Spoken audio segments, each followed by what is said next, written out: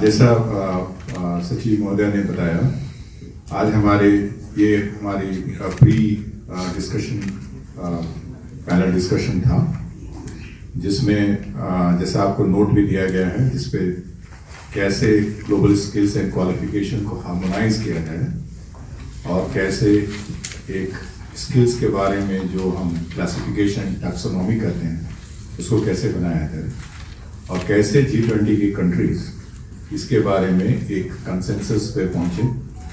इस दिशा में हमारे साथ OECD जो रिच कंट्रीज का एक बड़ा सा ऑर्गेनाइजेशन है, उसके एक डायरेक्टर थे। इंटरनेशनल लेबर ऑर्गेनाइजेशन की क्रिस्टीन हॉफमैन थी। मुख्तार अजीज जो है वो इंडोनेशियन चेयर थे, जिन्होंने काफ़ी इसमें काम किया हुआ है।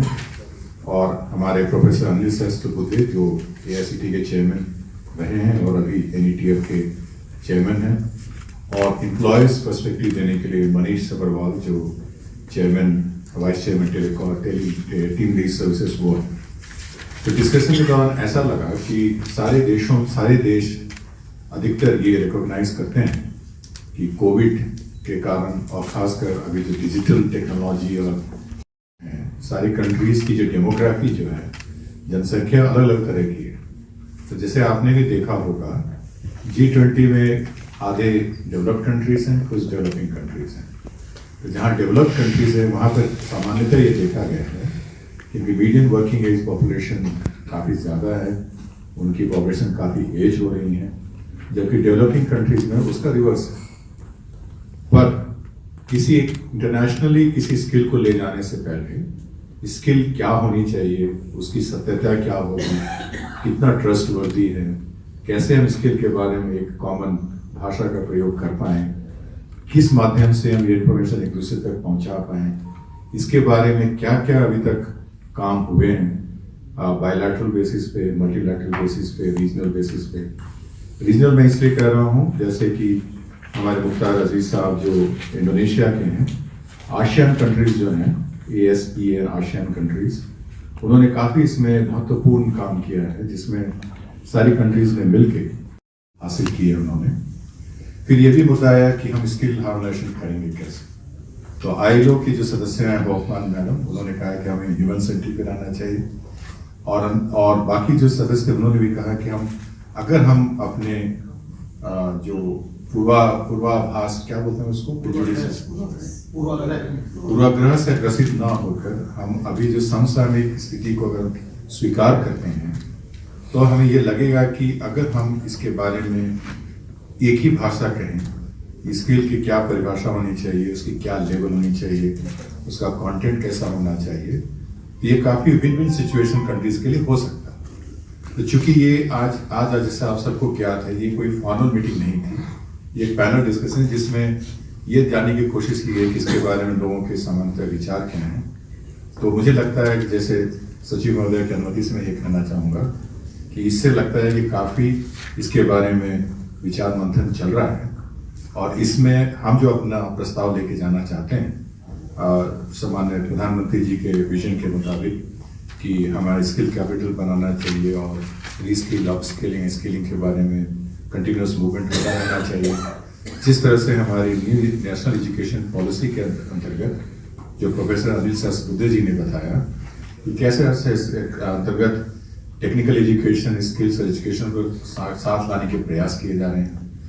जैसे कैसे हमारे एकेडमिक बैंक ऑफ क्रेडिट का स्थापन हो रहा है, कैसे स्किल इंडिया डिजिटल पे हम सारी क्रेडेंशियल्स लेके आना चाह रहे हैं, इसके बारे में काफ़ी गणनीय प्रगति हुई है।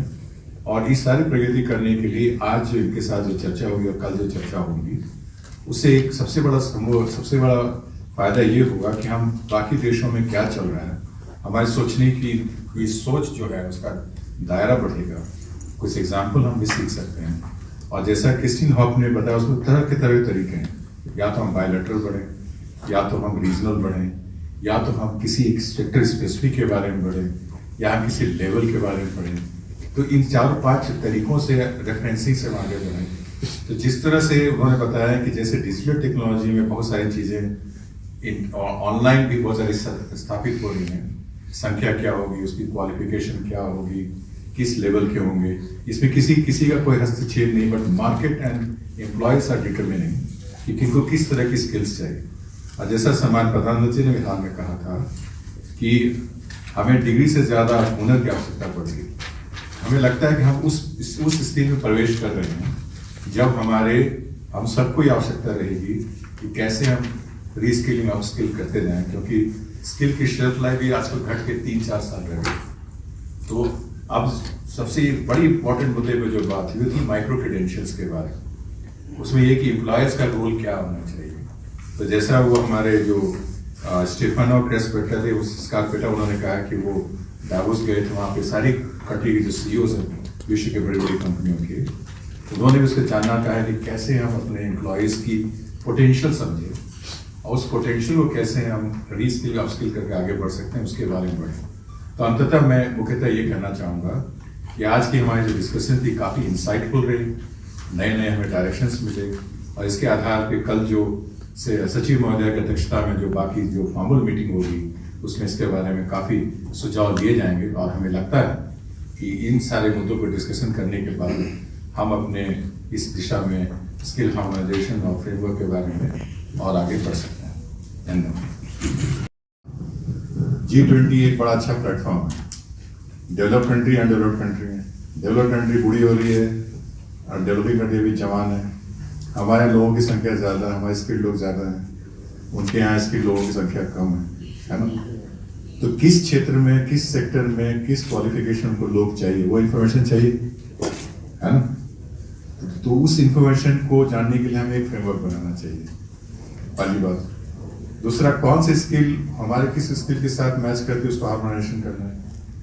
तो इस परिप्रेक्ष्य में अगर आप देखेंगे तो अगले 2047 तक या 50 तक इंडिया की डेमोग्राफिक डिविडेंड बनी रहेगी। कैसे कि हमारी डिपेंडेंसी रेशियो कम रहेगी, मीडियन एज बाकी देशों से मार्फत ज़्यादा रहेगी।